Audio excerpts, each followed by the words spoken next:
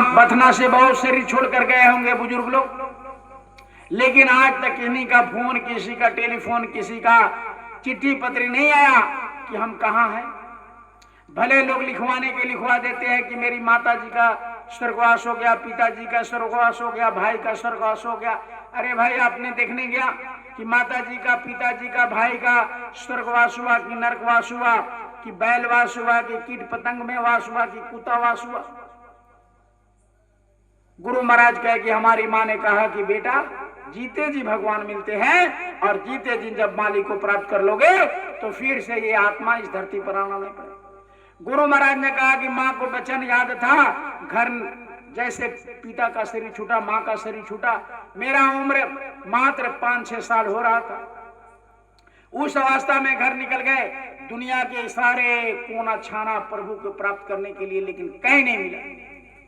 अंत में निराश होकर के कश्मीर के डल झील पर ऐसे सोच रहा था कि दाढ़ी मूछ निकल रहा, माँ का वचन पूरा नहीं हुआ, भगवान का दर्शन दीदार नहीं हुआ, अब क्या करे?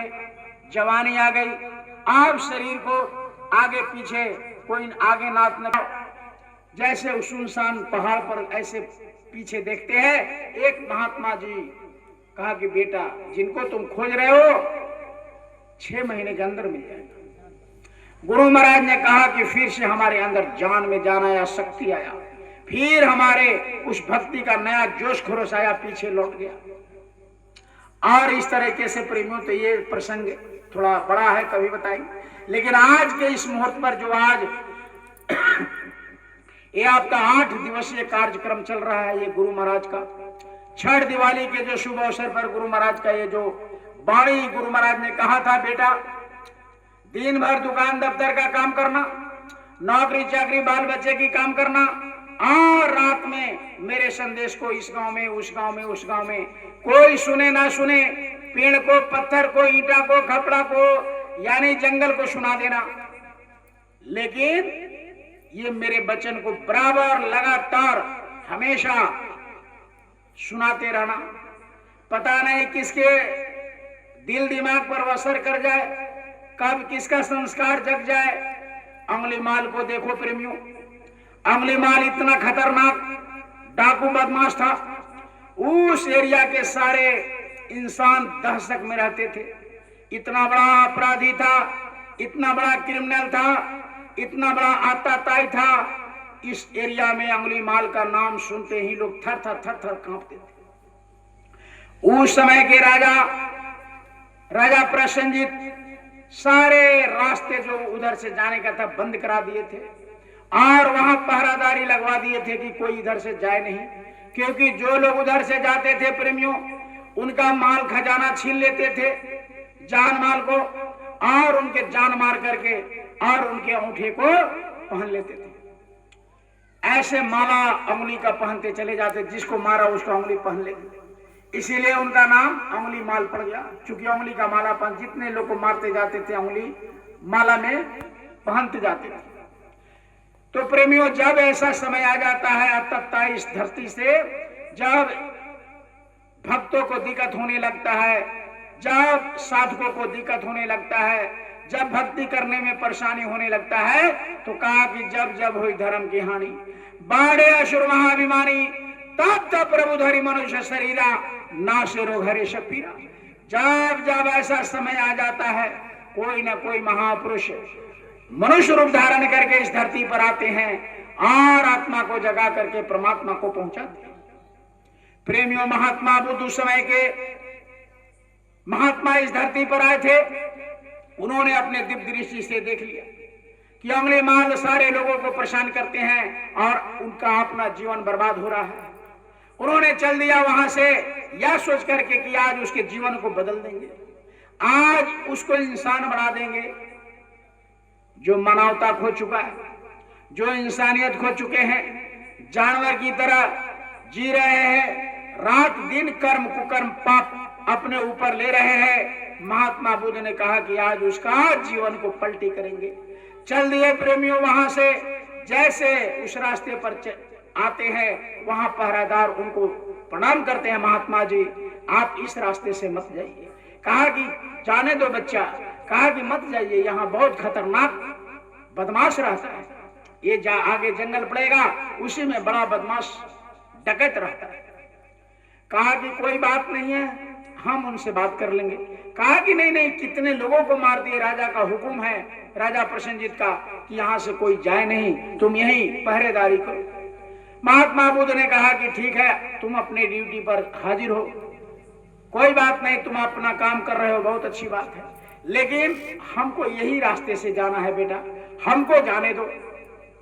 जब महात्मा बुद्ध ने हाथ जोड़ा और बहुत विनती प्रार्थना किया, पहरेदार ने कहा कि आप नहीं मानिएगा तो जाइए, लेकिन हमारा इसमें कोई दोष नहीं होना चाहिए। कहा कि तुम्हारा इसमें कोई दोष नहीं, मैं जानबूझकर जा रहा हूं, बहुत बड़ा काम करना है।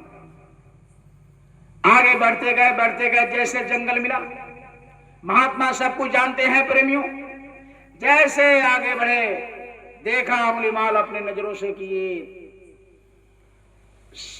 बदन में कोई कपड़ा नहीं, नंगे बदन और मुस्कुराते हुए मीठी चाल में, ये कौन महात्मा जा रहा है। आज मेरा पूर्णाहुति है, क्योंकि अंगुलीमाल प्रेमियों 1000 आदमी को मारने का संकल्प बना चुका था। 1999 हो चुका था, एक कमी था। ठठाकर अंगुलीमाल हंसा, गर्जा, ठहर जाओ।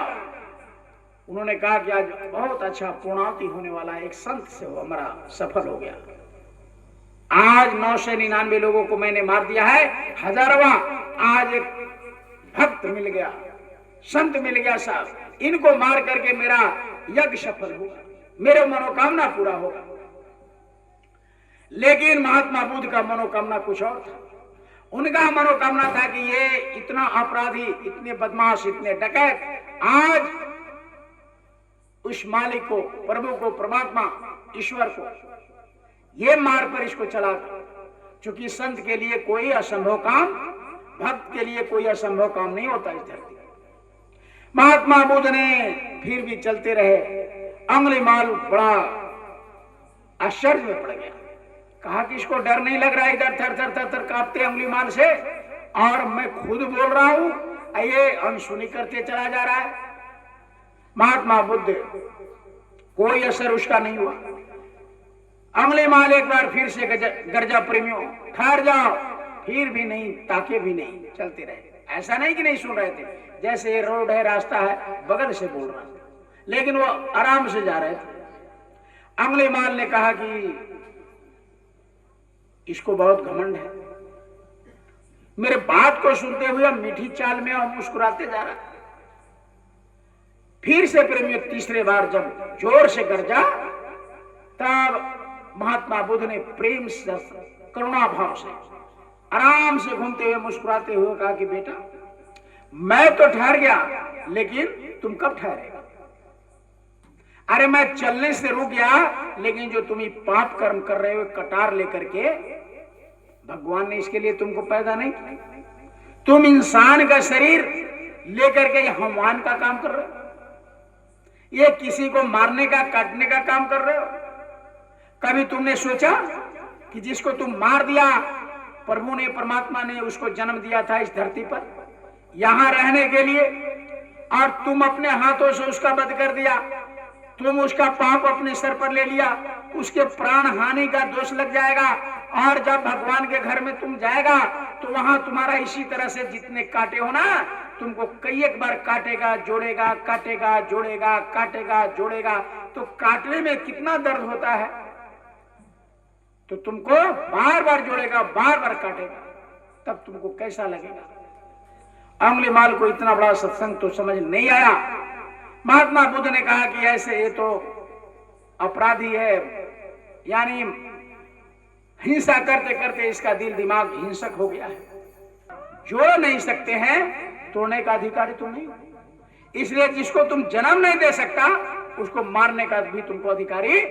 तुमने जितनो ये उंगली पहना, जिसका उंगली पहना, तुमने जन्म दिया था? कहा कि नहीं। तुमने क्यों मार दिया? अच्छा, मार दिया तो फिर से तुम जन्म दे सकता है? तो नहीं। महात्मा बुद्ध को समझ में आ गया, पैरों पर गिर गया, चरणों में गिर गया, रोने लगा, तड़पने लगा कि महाराज माफ, आज तक हमको ज्ञान नहीं था, हमने बहुत कर्म कर लिया, बहुतों लोगों को तबाह किया, बहुतों को, पति पत्नी को, पता नहीं कितने बच्चे को विधवा, कितने माताओं को, कितना अनाथ बच्चे को किया। कोई ऐसा कृपा दया कर दीजिए। उसी दिन से प्रेमियों ये महात्मा बुद्ध का पहला शिष्य मालूम, प्रथम पहला ये गुरु महाराज ने। और अभी दिवाली छठ का अवसर चल रहा, बड़ा पवित्र समय चल रहा है। इसमें सारे घर में मीट मछली अंडा शराब सब बंद रहता है। दिवाली से छठ तक बड़ा पवित्र समय रहता है। तो प्रेमियों ये 2001 में गुरु महाराज ने आह्वान किया था कि बच्चे इस जिले के वक्ता उस जिले में और उस जिले के प्रवक्ता इस जिले में आकर के पूरे हिंदुस्तान में मेरे संदेश को फैला दो। उस समय प्रेमियों हम 9th क्लास में थे।